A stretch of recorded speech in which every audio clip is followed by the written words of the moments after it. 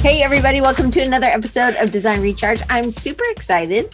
It's episode 379 and I'm joined with my friend Chloé Nwangwu.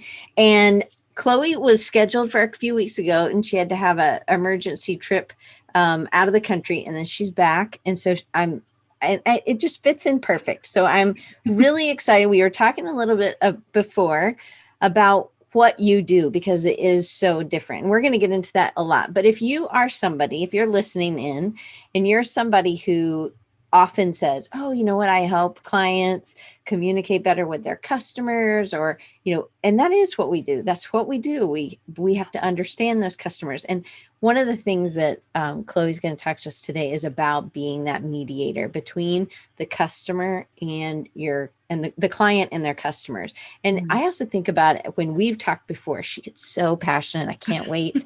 But it's also about just being being an advocate for those customers and making sure that the company is doing what the customers are needing or communicating in a way that is what they need. So you have a very amazing background. It is not a normal design. I drew until I was, from age 5 to whatever. You may have done that, but I think it's what gives you such a unique advantage. So I want you to give everybody a little bit of your background from where you started, how you started in design, and what you focus on now, because it didn't really start in design. Design was kind of a later added thing, right?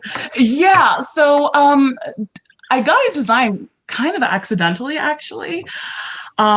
So in college, I had a job as something called a resident computer consultant. It was like a student computer consultant, because I was a tech nerd. This had nothing to do with my degree, by the way. This was just like a parallel thing. And in my senior year, I ended up becoming that department's career services liaison. And as a result of that, I ended up needing to do a lot of design work, for students who were graduating who needed information, or students who were coming in who needed information. They needed like pamphlets and graphics and things so that they understood technologically what they needed to do. And so that was really my first foray into design. And then after undergrad and grad school, you just become that young person at the nonprofit, and that young person is always the one who's asked to do social media and graphics and tech stuff, even if you're not, technologically inclined, and I was. So that's really how I got into design. And then I liked coding because I was a nerd, so I built websites for fun. So that's how I got into design. But then you went on, you got your master's in something also that was not design related, correct? Yes, so tell them about that. Yeah, so I went to Israel and I got my master's in international conflict resolution and mediation. Yeah.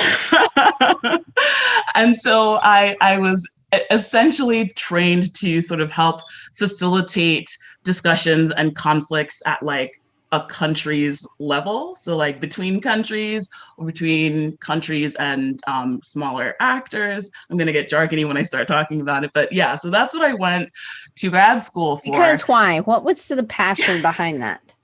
Yeah, so it started with a passion of wanting to use an understanding of different cultures and different peoples, and like what makes people tick and what motivates people, using that in a way to sort of make the world a better place. I know that's kind of cliche, but like that was really what was in my heart.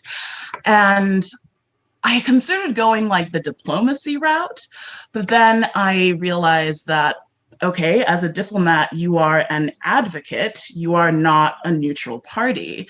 And so what happens in the off case that you're asked to do something that morally you cannot agree to? As an advocate, you still have to do that thing. And so when I had that sort of moral quandary, I was like, okay, so like what's to the left of that? And I discovered— because that was pretty far in your you were almost done with you were in your last kind of phase, right? Yeah, exactly. Which is why it was like, what do I do? And so, which takes a lot of courage to change at the end, like, right? Yeah. Like that's that's saying I'm going to do what's right. One, that you had that moral compass to say, oh, this doesn't make sense. I don't feel like I can do this. And then you just had the courage to like, after all these years of studying and working, it's like, I'm changing course. Like you really listen to your heart, which I think is really amazing. Go ahead. Keep going. Courage, girl. Thank you.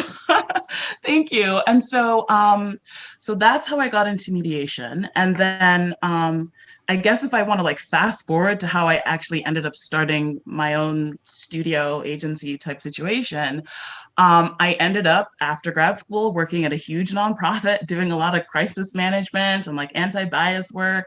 And where are you? So in the country, you're in America. Where are you? You're in Northeast, right? I am in the Northeast. Yes. Currently I'm in Connecticut, but I was sort of all over the Northeast and then also through work all over the world. So lots of different places.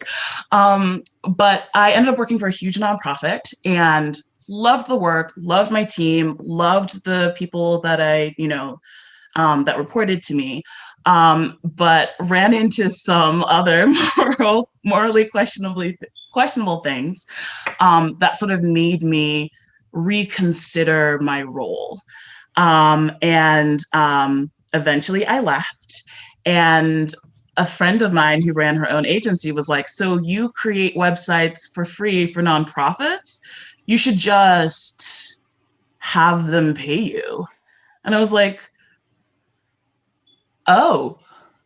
Did you not realize that was people were paying, and this was something that was, so oftentimes, this is what I think is great. Oftentimes we discount the thing that comes so natural or is fun to us. So for me, it's talking to people and getting to know them.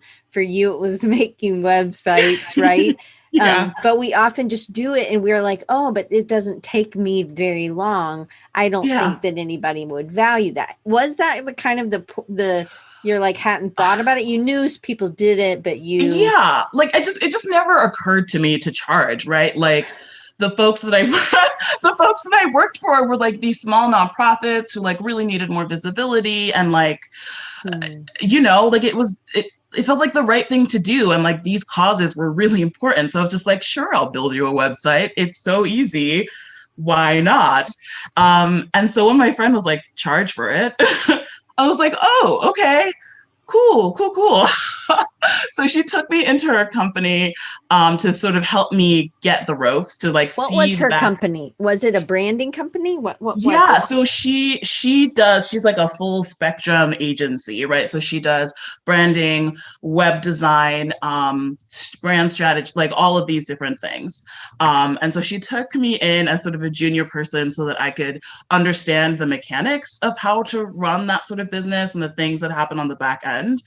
And I built my business as I was doing that. So it was really, really generous of her. She was amazing. And we're like very close friends till this day. And so that's how NobiWorks was born. Okay. And and so now NobiWorks, I've sort of transitioned from websites. I do take on select design projects, but I've sort of transitioned into how would I describe this? Sort of evidence-based brand strategy and creative direction. Maybe I think is probably the best way to put that. So oftentimes we transition from what we were maybe currently doing to we see a bigger hole, or we see a hole that we can fill. And that was something when we've had conversations before, it's just like, wow, I hadn't thought about this. And you're like bringing it from that other perspective, which I think is really unique. So Paul's from Minnesota at Minneapolis. My mom would say Minneapolis, and she's here, Paul. So she'll say happy birthday. His birthday's this week. So, but he got his PhD in physics. So, but then on the side, he did would design, all kinds of things. So it was very similar. But I think that it's the things that you're designing, and then you realize he loves books. He's a book designer. And so it's the same thing for you. Now you realize, hey, there's this bigger gap. There's this bigger hole. I want to make sure that this is being, and you saw that there aren't a lot of people doing this. So so what services are you providing now, and who do you normally serve? Yeah, so right now, I have sort of like a proprietary process that I've created, but really it is sort of hyper-specific brand strategy, and then sort of evidence-based design, right? So what is evidence-based design? For my mom, what does that mean? Yeah, so it means that when I am making design decisions for a client, I'm basing it off of a whole bunch of different kinds of data. So I'm not only using my own sort of aesthetic sensibilities or even what my client enjoys.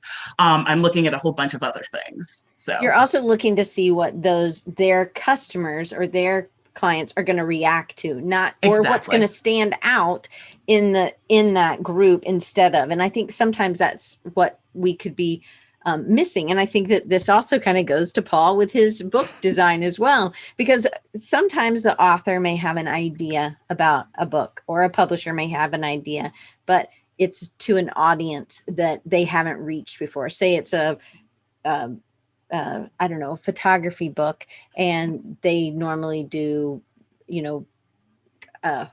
text, have Facebooks. So it's like a new audience. So Paul would understand because he would go in and kind of do the same thing you're doing. You're thinking, hey, well, we need to make sure that you're not just going to, shove it down their throat the same way you would do for a text-based book. It's going to, everything that goes into it, the cover has to be different. The inside has to be designed different.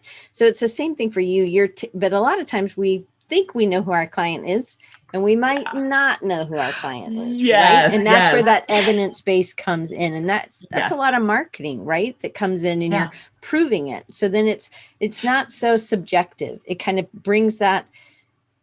I find a lot of times in design, I was having to try to prove what my client would want. Well, I don't like purple, but that's what is best for your audience. It's going to stand out or whatever, right? Right. Exactly. And so I don't want to take like the art and the warmth and the woo out of design, right? Because like it very much that's part of it, and instincts and right. artistry are a huge part of it, but there's also, you want to be the right kind of subjective. I think that's probably the best way to put it. Like, it's not going to be ever completely objective, right? But you want it to be the right kind of subjective. And so that's sort of what I specialize in. Okay, well, I can't wait to learn more. So this is the next question, which is going to lead you into what you're going to teach us. You call yourself a brand scientist, which I love this, and I haven't ever heard anybody use that. Can you explain that? And are you going to explain that in your deck? And if you are, you want to start sharing your deck, and then we can jump in. That'd be great. Oh, okay. I was not expecting it to move like that, but okay. So can everyone see? Is it full screen for everybody? Yeah. Okay, awesome. So, oh my, this is very cool. I didn't intend for it to be like this at all. Okay, so actually, before I even touch on this question, I think it's important for me to establish what I consider a brand building and branding to be, especially because I do this from a scientific perspective. So when I look at brand as a brand scientist, what I'm seeing is a system of ideas that influences people. So I know a lot of people are sort of familiar probably with the Marty Neumeier definition of it's what people think about you when you're not in the room, etc., right? But that's not really something that I can quantify. That's something that's a lot harder to quantify. Right? Yeah, so exactly. It's not something you can track. It's harder to track, and they're picking the right levers for it systematically is a lot harder. And so from my perspective, I sort of shifted that definition to something that I could more easily manipulate by pushing the right buttons, as it were. And so for me, that definition is it's a system of ideas that influences people. Super simple. And then that means that when we come to brand building, we've got something that's a strategic but also ongoing process of creating memories for people to recall. That's really what it is at the end of the day. And if you have questions about this, if I'm being too vague, please let me know. No, that's great. But those are normal words that I can understand. somebody just coming in, that is a great way of saying, I love that. So creating memories for people to recall. Yeah, exactly. And so then when it comes to branding, right, the actual communication of that system of ideas, what you're doing is you're creating assets, brand assets that are memorable. That's it. And so that's what these things are from my perspective as a brand scientist, that I want my clients to be remembered in the right context. And recognizable, right? Yes, so exactly. Those would be two things I think that are because I think that sometimes as I teach students and people, we just finished, our senior thesis. And I think students they're like, oh, well, now it's boring. And I'm like, it should feel boring to you if you've worked on something for 16 weeks. Yes. You shouldn't be changing what the collateral looks like from the, it should look like if I go to a store and I see it, I recognize that as that. But I love that you want to also make it memorable. And anyway, keep going. Love this. And before I keep going, actually, because memorable, when I say memorable, I have a very specific thing in mind. I'm thinking about the way that the brain works and how our memories are sort of set up within a network of memory, right? So when I say memorable, I mean it's stored in the right part of the memory. It's easy to withdraw from that part of the memory, which requires a whole slew of things, but it's in the right part of the memory and it's easy to withdraw. That's sort of what I mean mechanically when I say memorable. So, okay. So, here are some of the things that I consider then when I begin the process of branding. So that's the visual communication and other forms of communication of a brand. So this is something that I call a source logic mix, but really it's just a fancy term for sort of a source understanding, maybe I should say. What does that mean? So source. Yeah. So, okay. So I think the best way I can describe it is like this, right? So everything has a source code, right? So for a website, it's the literal code. For human beings, it's DNA, right? And so brands have a source code. And so what source logic does is it sort of sets order to that code. So it's digestible, so you can use it, so you can understand it and you can read it. And so when I say a source logic mix, what I'm doing is I'm talking about the different kinds of information that after I sort of set order to that source code, I now have access to and I now understand. So I hope that's clear. If there are any questions, please ask. So these are just some of the things when I'm thinking about branding. So like visual assets, for example, I'm thinking about larger. Smart. Oh my gosh. Anyway, keep going. Larger cultural. I didn't mean to interrupt. Keep going. Not at all. So I'm thinking about larger cultural considerations, right? So like, is this a Western culture? Are we in like a small island country, right? Things like that. And I'm looking at the cultural perspective when it comes to visual language and like sort of how to situate something within that cultural context. I'm looking at industry expectations, and this is going to be very important because when I go on to this next thing right here, industry landscape. What was no, don't worry. I'm going back. Okay. I'm like, oh no, I didn't get the last one written down. No, you're good. No, I wanted to bring this up because I wanted to make things a little less ambiguous, right? So you see here, it says industry landscape. And back here, it says industry expectations, right? So the two things are different, and this is how. Industry expectations is always from the perspective of my client's stakeholders or customers. So what is my client's customer expecting to see when they look at my client's industry or vertical? So that's what I mean when I say industry expectations. And then, of course, there are psychographic preferences, and that's for the stakeholders and for my client, right? So this is where I sort of take in the preference of my client, because that's important. I'd say if I'm gonna break it down to a number, it's like 15 or 16% of the equation is what my client cares about, what they want to see, and their preferences and their likes. So yeah, that's the source logic mix. This is just, one of the things that I consider.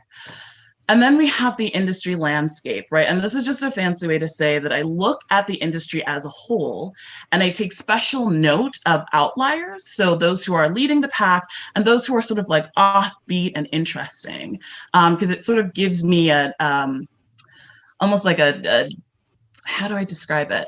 Like the texture of the weaving, if that makes sense. If the industry were a tapestry, looking at it in this way gets me a really granular, tactile understanding of what I'm looking at. And you want to make this as complete and as exhausted as the budget allows. So do you see the leaders and the outliers as opposites? Sometimes I do. It really does depend on the situation, right? Okay. So sometimes the offbeat outliers, as I call them, are sort of niche industry favorites or best kept secrets who are doing very well within a specific target demographic, right? They're not necessarily someone that folks would call a leader, because when they say leader, they mean someone who has super high brand equity. I'm now using more terms, so I'll explain what I mean when I say that. So when I say brand equity, I mean like an Apple or an Amazon, right? Like someone who has really, really big market share. So that's generally what people mean when they say leader.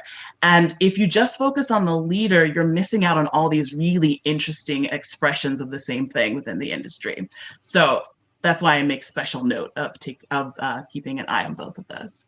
I love that. So, okay. Yeah, so those are just some of the things that I consider specifically for visual communication. I'm not even talking about the whole gamut of branding or the whole gamut of brand building or brand.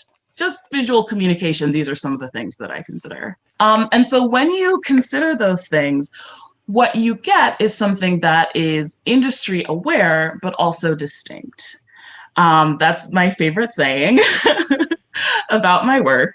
I am also pretentiously quoting myself, so that's why there's nobody there. It's me. There's nobody in the byline underneath. And so when something is industry aware, right, like it looks like it belongs, but it's also distinct, that's how you create visual assets, at least specifically, that are memorable, which is the whole point of it, right? So everything comes full circle. The reason that this is important, right, and I want to read this carefully because the wording is very important, is because the only way that a system of ideas, remember this is how we define brand, can be influential. The only way that a system of ideas can be influential is if it is communicated in a way that is at the very least memorable, right? It's sort of like a minimum viable situation going on. So if you want your system of ideas to influence people, at the very least, the way you communicate it needs to be memorable. So that's why, as a brand scientist, that's sort of my approach to branding.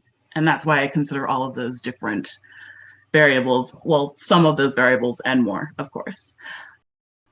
To give sort of more perspective on the sort of methodologies that I use when I'm doing my work, there are a lot of them, right? There's consumer insights, there's psychology, there's behavioral science, right? Like in modernity, as a brand scientist, I have a lot of fields and methodologies and tools at my disposal to make sure that I can create assets, strategies, and a brand that is as influential as possible, something that's neuro-rich, something that's going to sit in the right part of the memory network, be easy to recall, like all of these good things. I've got these amazing tools. Do you do a lot of studying that's on the brain and memory? Is that I do, yes, I do. Though I did have a little bit of a background in sort of neuroscience and social psychology, because that was sort of the way that I wanted to approach my practice. So like I sort of started in undergrad with the grounding in that and then continued in grad school. So that was sort of always the lens that I looked at my work through. And so yes, the short answer is yes. Okay. And so the thing about that, though, is because all of those tools are sort of utilizing these cognitive biases that we're pretty sure all human beings have. And because we're leveraging those cognitive biases to influence, right, to influence behavior, we've got to be really careful about that work from an ethical and an equity perspective. And as a side note, I do want to say that ethics and equity, it's not just important because I'm a brand scientist. As a strategist and as a designer, I think that this is something that's important for all strategists and all designers, and not just because I'm like really all gung-ho about equity. The reason for that is this, right? That as designers and as strategists, we are gatekeepers to the ideas that are going to shape the future.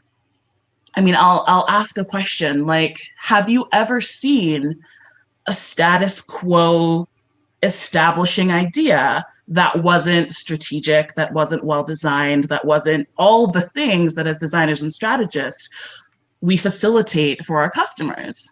The answer is probably no. And so are we the only gatekeepers? No, but we are key gatekeepers. And so that's why I think it's super important for us to be thinking about the work that we do from an ethics and an equity perspective. And so when I do that, here are some of the questions that I ask myself. The first question is, what kind of future am I equipping my clients to build? And this is a really important one for me, frankly, because the folks that I tend to work with are folks who are looking to shape the future, are folks who are looking to shift our status quo towards something that is less poisonous. And so that's something that's near and dear to my heart. But because of our role as gatekeepers, I think that this is a question we all really need to be asking ourselves. That if our clients' visions were to obtain, right? If they were to get everything that they wanted, if they were to sell their product or their service at scale, and on top of that, the vision that was behind the creation of that product were to come true, would our society, would our status quo remain, or would it shift towards something more positive?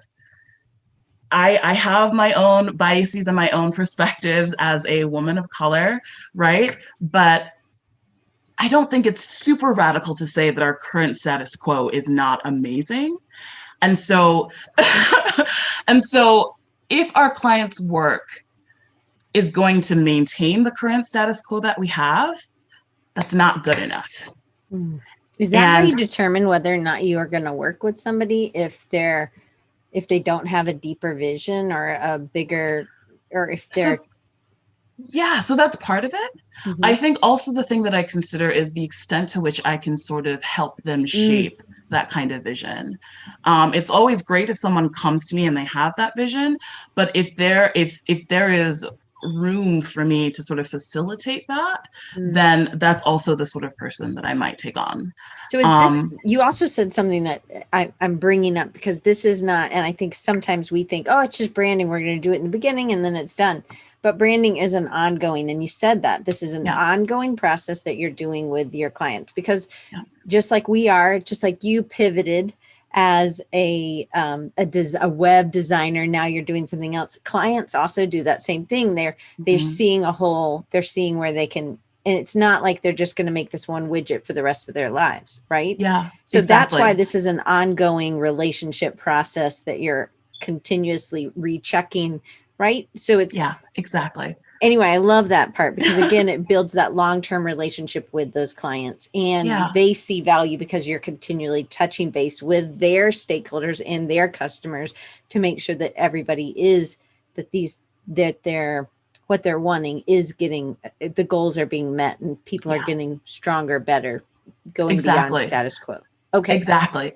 And like the status quo shifts and context shifts. So that's why every single company that has like huge market share or brand equity, and I'm going back to like sort of the titans of the industry, every single one of them has an ongoing relationship with some sort of brand something, right? Because they have to tweak their image in a way that maintains that core, but is still relevant within like the cultural context that they exist within, right? And so like, that's why it's an ongoing process. Yes, absolutely. Well, and I think for us, we can take away and say, oh, as we're explaining branding to our clients, this is how we can continue that relationship, and we can frame it from the very beginning that things will change. We need to assess things in a regular basis. Yeah. Okay. Keep going. Exactly. Yeah. Okay.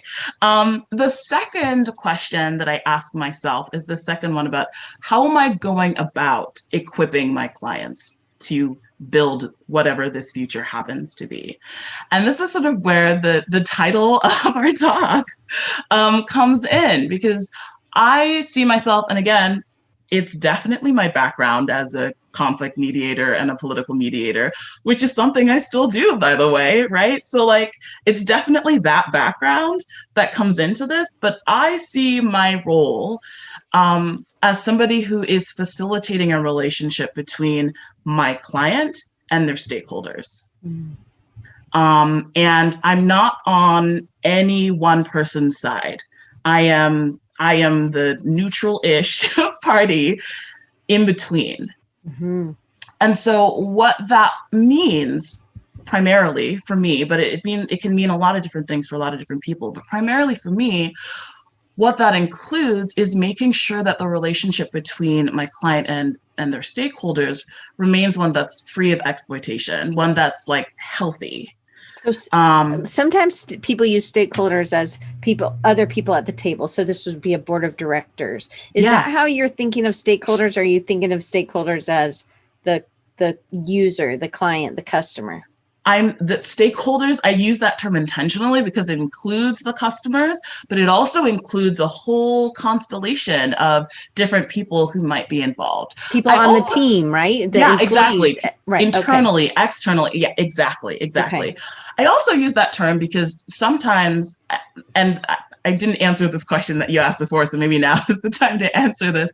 But like my clients kind of run the gamut, right? So I have clients who are in the private sector, right? And so the primary stakeholder for them might be the customer. But I also have clients who are like refugee leaders, right? Who are looking for more representation at the UN. Or a recent client I had, a small island nation, you know? And like, they don't necessarily have customers in the way that we consider them, but they do have stakeholders that they need to connect with. So that's why I use that term, because it's sort of all encompassing. Yeah. And so to get back to the point that I was talking about before, I know that exploitation can be sort of like a big, scary word, and it's a bit abstract. So here's a more concrete explanation of sort of what I mean, right? Let's say my client has a $1,000 service or a product, right? For obvious business reasons, they want to make sure that their customers can afford to buy that product, right?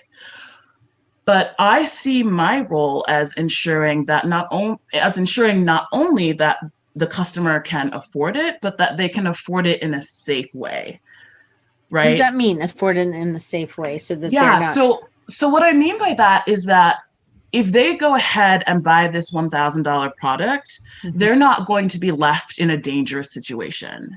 They are not going to be in a situation where like that $1,000 was, you know, the difference between them and their kid getting food or going to school or paying the rent money, right? Exactly. Or mortgage or something like that. Okay. Exactly. I gotcha. Right. And so I want to make sure that if worst case scenario, the product doesn't give the result that this person is hoping for, that they are not then going to be left in a dangerous situation.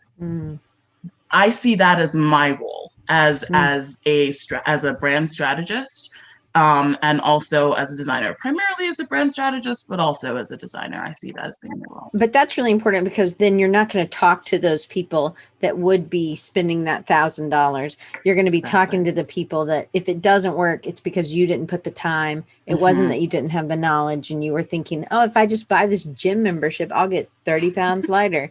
No, you actually have to go to the gym, right? And if you don't have time or you don't have the money for this, then we aren't talking to those people that we end up refunding, or we end up spending more man hours trying to help them through so that they're not left out in the cold, right? Yeah, exactly.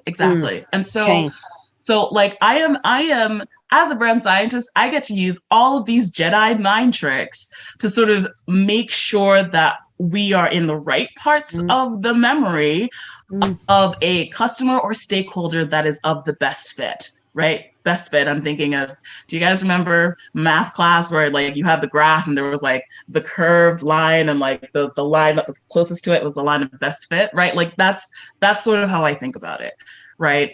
I want the stakeholder that I am going to be influencing with my Jedi mind tricks to be somebody who I can do that with responsibly and ethically. So that's sort of generally a very quick overview of like ethics and equity and how I think about that. Love it. And keeping in mind that in that relationship between my customer and their stakeholders, that there's a social contract, even if it's unspoken. And I really see myself as someone who's sort of tending to that social contract and making sure that I'm looking at the potential effects of my client in a systemic way and from different blind spots that they may not be aware they have.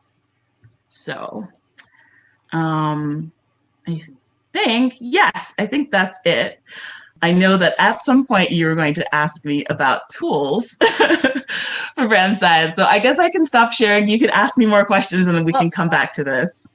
Okay. Or I can just ask that question now so that we can, is this stuff, this is the question I think, is this stuff that designers need to be incorporating into all their projects?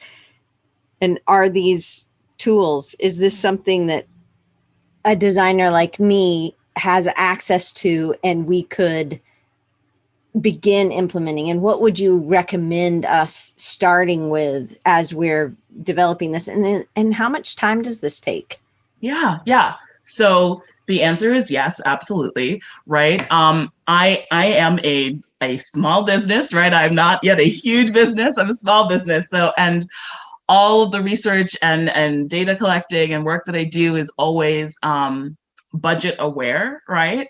So I have to be aware of the budgets that my clients have, because that probably more than anything sort of dictates the extent to which I can go and explore and do research. So I think that the tools that I have here are all tools that are relatively inexpensive. And they're really great places to start. I think another great place to start is to befriend a researcher. That's not something that I included here, but like befriend a researcher. Maybe research is not your thing, right? So befriend somebody who and who even does that. you, that's something that, is that something that you would do if we had something? And when would another designer bring you in because they know that this is, and is that something that you would even do? Yeah, absolutely. I mean, I have relationships with a lot of designers because, like I said, I take on select design projects, right? So they're not the bulk of my income or of the work that I do anymore. Really, the bulk of the work I do is that brand science, right? So it's I think looking at the stuff that we don't really understand, and we're trying to subjectively do it, but really you're coming with facts, which it would be, to me, it gives, I have more confidence in trying to defend what this purpose is or this position is for this brand, because I have your science behind me. Exactly. Whether I do it myself or whether I pay you to do it or like get a friend that's a researcher. I don't know where these friend researchers live. But I was going to say they hang out on LinkedIn. Check out LinkedIn. There are lots of like quant and qualitative researchers, and like that's how they label themselves. So like befriend people on LinkedIn. Qualitative, is that what you said? You said qualitative and quantitative. So both. are places that you want to look. And to answer your question, like a designer would bring me in as they're putting the brief that they want together. Like that's really where I thrive. And that's why I say sort of evidence-based brand strategy and creative direction, right? I'm coming in and I'm saying, okay, so here are the most basic parts of what would make, let's say it's a graphic designer who's designing a logo system or a visual identity system, right? I would come in and say, based off of the research that I have done and based off of sort of the precise positioning that we've done, here are the building blocks of this visual identity that you should build. And I've chosen these elements based off of research that I've done, based off of qualitative and quantitative research that I've done. And so that way, early in the process. We're not talking about I've already created these assets and then bring Chloé on. Exactly. It really needs to be, again, it's with a budget, a client that has a budget that's a healthy budget. So that would be us booking a call to see what that healthy budget is, right? But and time, it's not just money, it's also time, because some of this takes time, right? So exactly. Keep going. I'm sorry. And then tell us what kind of time it takes. Yeah. So the timeline. So for me, my proprietary process that I mentioned before, it exists in 3 parts, right? So there's the first part that is establishing source logic, which we talked about initially before, and that takes a month. And that really, what that does is depends on sort of where the client is in terms of their journey, but like I said, setting order to the potential chaos in their source code and making sure that everything is crystal clear so that I can then translate that source code and that source logic into visual language, right? If we're talking about a visual identity design, for example. You think often it's somebody that's a redesign? Is this more for established, not so much of a startup? Yeah, so it depends, right? Like I have gotten a lot of redesigns. I have also gotten a lot of folks who have had a business in their earlier life and like sold that business or finished with that business, or maybe they worked a corporate job and now they're starting their own small thing, right? And so they are technically starting from scratch and starting a brand new thing, but they're not like fresh into the industry, right? They're not fresh into the world of entrepreneurship, as it were. Now, does that mean that I can't work with people who are just starting? No, absolutely not. It just means that I have to probably do a little bit more research on my end, because the understanding of the industry that client will have won't necessarily be as robust. Okay. So that's all that means. It just means sort of a shift. So yeah, that first part of the process is a month. Then the second part of the process, which I call design logic, which is where I sort of translate the source logic into design language, whether that's visual, whether that's systemic, right? Like there's a whole bunch of things that design can mean. That also takes a month. And then there's the third part of my my process, which is systems logic. And this is how we're going to use the system that we built strategically. And that's indefinitely. It could be. That's indefinitely. Right? Okay. Yeah, exactly. So can you walk us through these tools here? Because then I just want to see your face bigger. Yeah, okay, sure. So these are all great. A lot of them are free or cheaper. So for example, right, if you want to do a survey of your client's target demographic or target stakeholders, right? A really good, relatively inexpensive tool to use is SurveyMonkey Audience. I think you can do something like, is it like 500 people for like $300 or something like that? Like it's really not crazy expensive. Now you have to write the questions yourself. So do a little bit of research into the best way to sort of phrase the question so that they're not leading or, they get you the kind of data that you're hoping for. But this is a really, really great resource, and I suggest it to everybody who's sort of trying to start out in this. Another great one, especially if you're trying to get responses to visual language, is usertesting.com. And this is one that I think is pretty common, but like, pretty much just, design your thing on Adobe XD and then like send the link, and then people will respond to it on video or like whatever format that you would like. So this is one it's really fun actually to see people sort of interacting with your design or your design choices, right? But this one is a really good one, and it's also relatively inexpensive. Last I checked, things may have shifted in the year of our Lord 2020 to 2021 because things got a little cray-cray. So there's that. Then there's Google Analytics, which is whenever I get a client who eventually wants me to build a website for them, to code a website for them, and I said, okay, cool, I will do that website for you. And they're like one of the select few. If they say that they have Google Analytics on their website, I like weep for joy because that just gives me so much information. It gives me so much data, and it's free. People, put Google Analytics in your website. Do it. Even if you don't understand it, just do it because someone along the line is going to come along and be doing work with you, and they're going to be thankful for Google Analytics. And there are lots of free courses or like inexpensive courses that can teach you how to understand Google Analytics. So like just for the folks like me that you want in your life, please install Google Analytics on your website. Another set of great tools are sort of the hot jars and the full stories. And this is really to see how people are using your website, like where they're pausing, where they seem to be having trouble. Or what they're skimming over, right? Exactly. If they just skimmed over something that was really important and they're just scrolling right past it. So this is where, if we're explaining it to my mom or somebody else that may not understand it, it's tracking. And I think Hotjar you can do, there's free for yes. so many visits or something. Yep. And then you can see it's tracking your mouse movements, I suppose, right? And from that, I'm assuming maybe the others sort of do that as well. Yeah, exactly. So Hotjar, Full Story, Crazy Egg, they all do sort of similar things.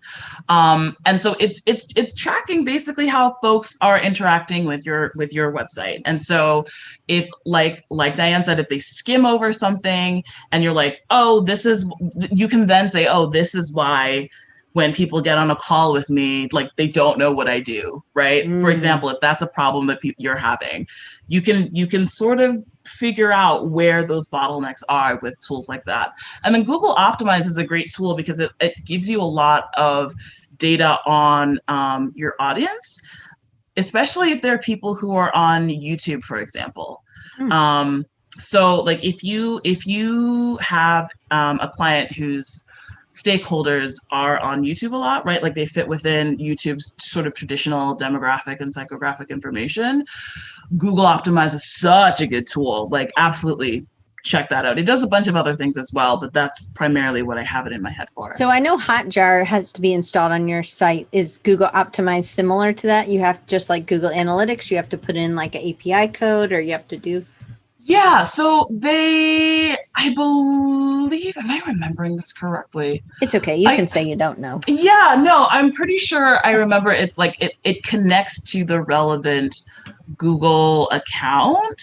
If I remember correctly, I might be remembering a different Google tool. Who knows? I don't know. But no worries. I'm pretty sure that is correct.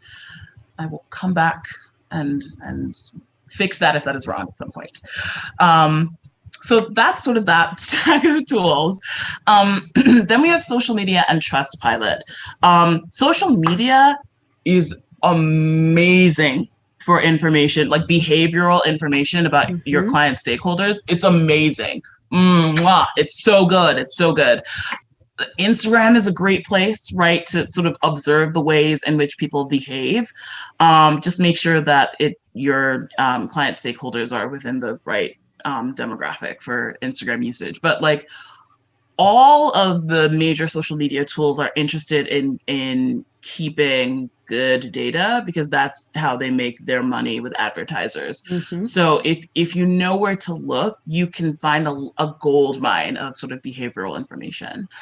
Trustpilot is also super great because you find out the things that annoy your clients' stakeholders about similar products or services. Mm. And so you can then go back to your client with that intel and help them sort of avoid those pitfalls. So it's a great resource. It's 1,000% free to use. Oh, nice. Oh, I have Google Optimize here twice. Okay, like twice as important, I guess. I know. That's what I was thinking. That's why I wanted to make sure I asked. I wrote it down twice. Oh my gosh. And what remains here are two books that were really formative for me in terms of developing my perspective as a brand scientist, using semiotics in marketing. And I feel terrible because I'm about to forget the author's name. So I'm going to Google it really quickly because I know the author and I met her when she launched this book and she is amazing. Using semiotics. No worries. Rachel Laws. There we go. Rachel Laws. So Rachel Laws, she's a consumer psychologist. She's, I think, considered like one of the founders of semiotics in marketing, like that as a field. She's like one of the founders of this. And this is an incredible book. It's like a step-by-step guide for doing really robust semiotic analysis. So like, it's great. Definitely consider giving this a purchase. LAWS, is that her? LAWES. Okay. Mm-hmm. Yeah. Okay. And then the final book here is Building Distinctive Brand Assets. And this is from Rami Romanuik. I'm not going to pronounce their name correctly, but I'll find it and put it in the show notes. Yeah. Wonderful. And so this person, they work. So if you've heard of the book, How Brands Grow, mm-hmm.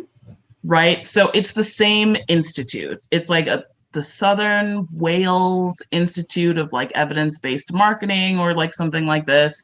And they're set in a university. And when this book came out, How Brands Grow, it like turned the entire marketing world on its head. And everyone's like, no, what?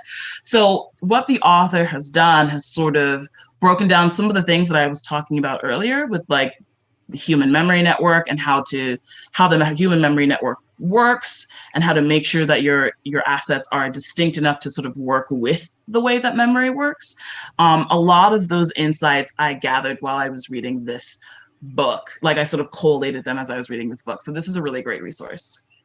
And so that's it. So yay. So if you stop sharing, then that way I have 5 more minutes to ask you a couple questions. Okay, great. Oh my gosh, I'm sorry. That was so long. No, that was fantastic. I asked you lots of questions in between.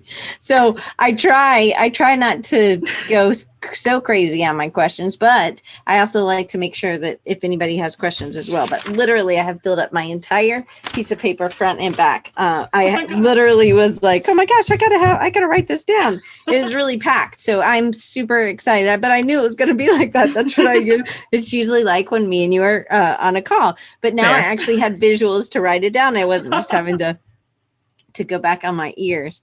So why, I just want to ask maybe this is a hard question, maybe this isn't, but why is creating deeper customer personas, because this is something that we've talked about as well, me and you, necessary to this design process to ensure that there is equity, that there's power, that there's, can you kind of go into that? Because it's not just like, oh, it's Joe, he does blah, blah, right? Right. I love this question. And I love consumer profiles. I love these. Consumer is actually kind of a gross word. So I'm going to say customer profiles? Customer profiles, stakeholder profiles. Okay. Yes. So I love these. And this is why.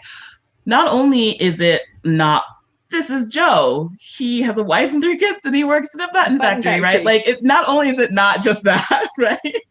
But it's also my gateway to research, right? So like, this is how I figure out who I am trying to watch the behaviors of, right? And who I'm trying to connect with, right? So that's one thing.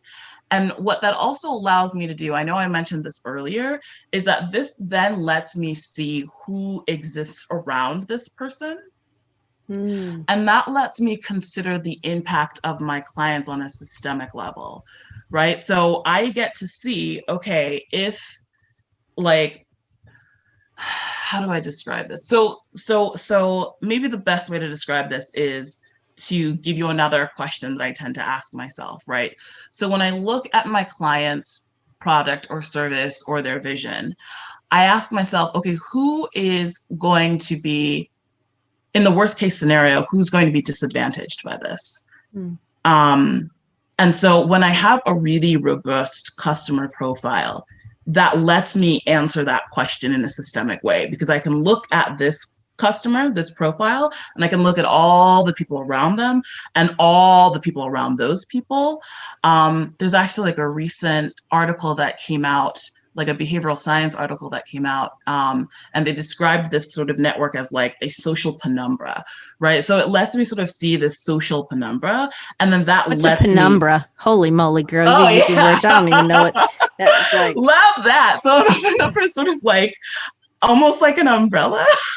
I think visually that's the best way that I can describe it, but it's like a part of a shadow. But anyway, yeah, it's kind of like an umbrella almost. So like, yes. Oh, Okay. hello, Nat. Hi. Hey, Nat.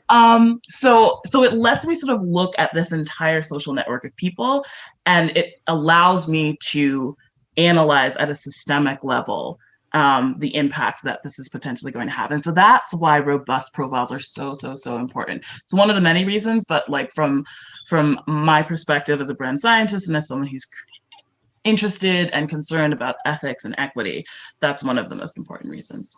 Yeah. Okay, so I have to ask one other question. So a lot of these studies done by big marketing firms, right? Mm. So, and I'm just being honest, it scares me because I'm like, I don't think I can. I don't even know how to have some of those conversations. I don't think I have clients that are coming in, but I do understand the value of this. I feel like there's something missing out. So it does allow me to charge more. But if I don't really understand what goes into it, so I'm glad I kind of understand the time frame, right? Yeah. But so I think this stuff would scare me out of even trying to get that as a client, right? Because I would know I would need this. I don't know how to do this. So I think that this is great. I'm glad that you're a resource that I can use, because this sounds like stuff I would love to know, but I don't really want to do all the, I want to have the awesome beach body, but I don't really want to go to the gym and get all sweaty, I guess, is what I'm saying. I do really find it interesting, but I know that it's a lot of work. It's a lot of work. I mean, it is, I love people. So, but why is this step so critical? And maybe I'm thinking about it incorrect way. Can these user studies be smaller and maybe not as extensive as what I'm thinking? Is that something that I could use for a smaller budget? And what would be smaller to you? Like, So it definitely is. I think the only thing that you want to take into consideration is that the results might be less, how do I describe this? Less authoritative, maybe is the best way to say that. You don't have as big of a sample size, right? And so, but that's always going to be the case, right? Like with anything that's smaller than like a statistically significant sort of situation. What is statistically significant? That's like a tongue Right, twister, so but I did it. Okay. Yeah, sure. So that means basically that the sample size of the research that you're doing is big enough that like you can extrapolate it to the larger population. So but what is that? What is that number? A 10%? Oh gosh. It depends on the thing you're trying to research. Oh my goodness. I don't even know how to answer that question. It depends on the thing that you're trying to research. But I would say for a client that has a smaller budget, you are not looking to create a study that has statistically significant results, right? Like you are not trying to do that. Right. You are just trying to get another perspective. Just think of it as I think of it and I talk about it as triangulation, right? So you have your client who has a very specific perspective. Then you have you with your own expert perspective. And then this research, this user testing gives you a third sort of pinpoint or perspective point that you can then use to hone in on what the right thing is. And so I've described it this way before somewhere else. And anyway, but like essentially it is like when you're starting with some sort of project, you have like this entire scape of like possibilities. It's like literally everything is an option. Right. And so what you want to do is figure out a way to triangulate it so that you find out something that's like within the right realm of reason, right? Like everything within this shape right here is correct.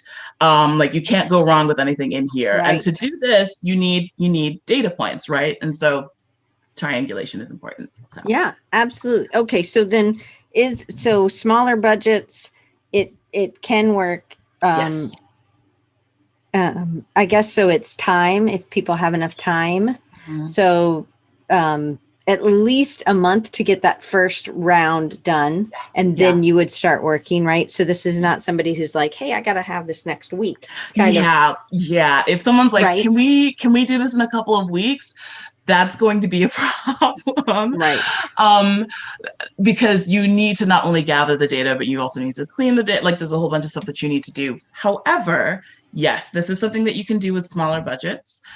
Just make sure that you use the information in the right way, and using it as like that third data point is super helpful.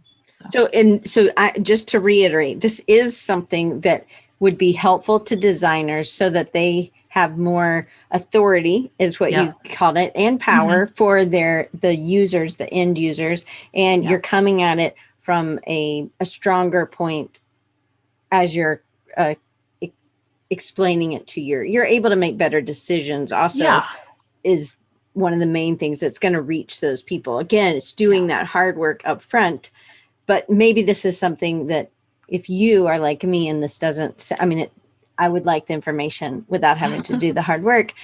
This is something that would be a great collaboration. And that's why I think that there's enough business for all of us. And this is where we really need to be a team, because then this is something that Chloe's really amazing at and not something that I really want to do, but I know that it would really help me make better decisions.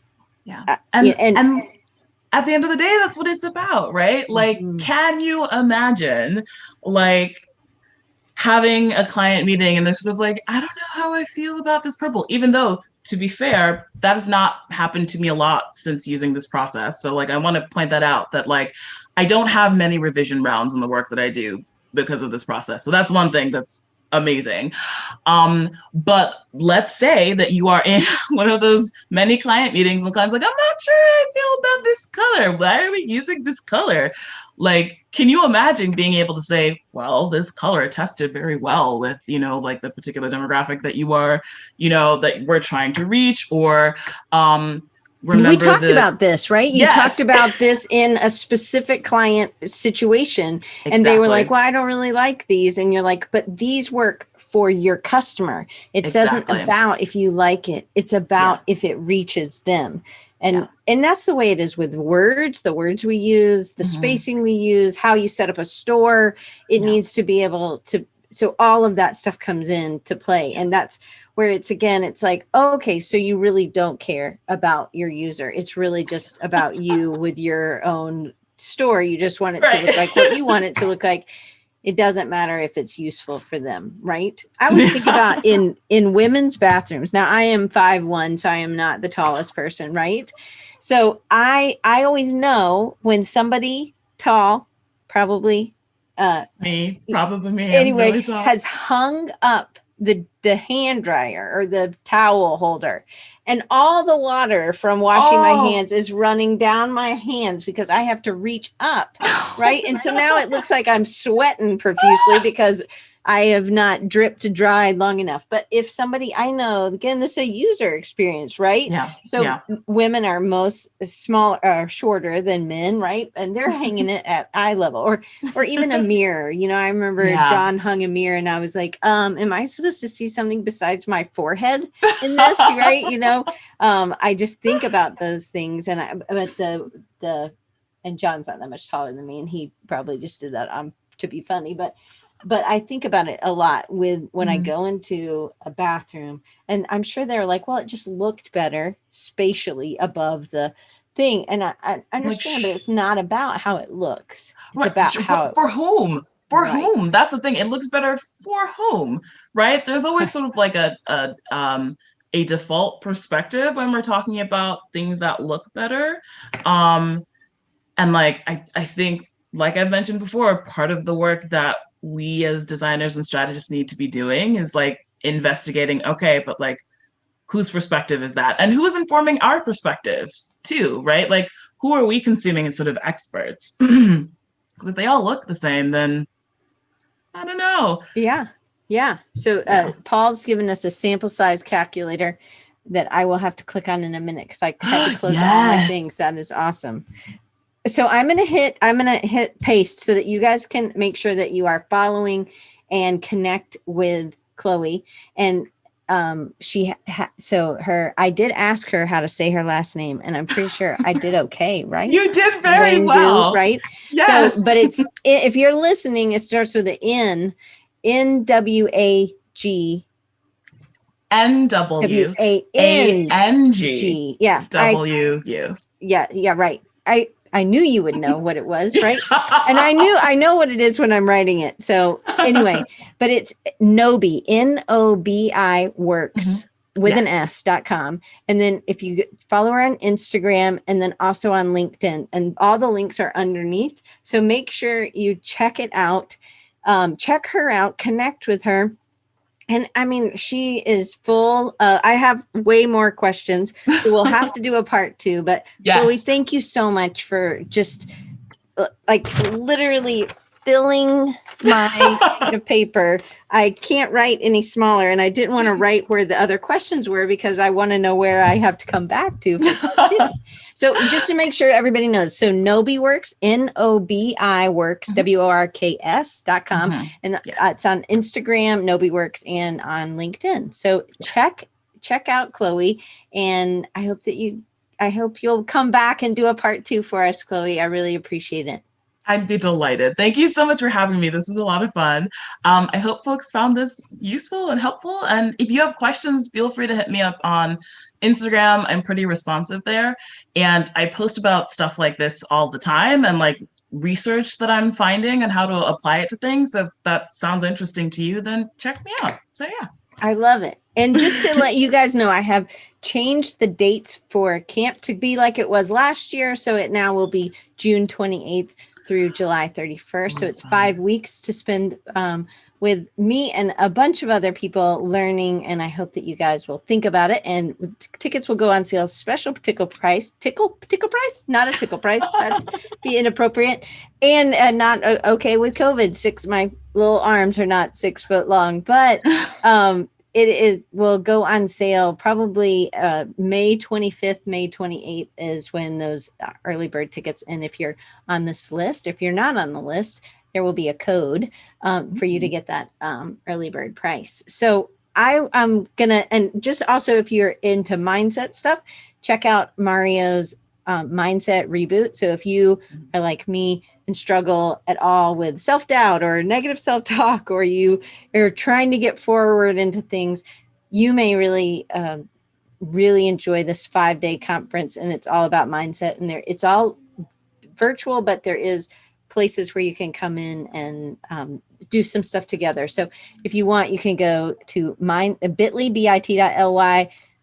I have the link somewhere, but I can't find it right now, of course, because here it is, bit.ly/mindset reboot 2021. So check it out if you are interested. I'd love to see you there and learn alongside you, because I'm going to be there learning too, because I think we all struggle, especially as we're doing new things. And sometimes our biggest enemy is the one inside our brain that is attacking us when telling us that we can't do things, right? And I think that it's really important that we have our people, like our friends, to help us alongside so that we're not in a hole alone. And I hope that you guys will check it out. You can go to Mindset Reboot. If you go to that bit.ly, Mindset Reboot 2021, and you'll be able to check it out and get more information if you're not ready. But it starts on May 24th through to the 28th. And it's my friend Mario Quesada, who's amazing. So I can't wait for you guys to and he'll be at camp too, starting us out at my camp. Okay, that's it. I'm going to hit stop record, and I will see you guys next week. Next week, super excited. We have Ashwin Chaco on, and I, of course, moved all the stuff so that I had more clear space on my desk. And now, of course, I can't find his little book, but it's amazing, super cute little book, and it'll be in front of me. But he's an illustrator, and he has some workshops that he does as well. Has amazing story, and I can't wait for you guys he's passionate about people as well. So lots of people. So I can't wait to have him on. So we will see you guys next week with Ash. Okay.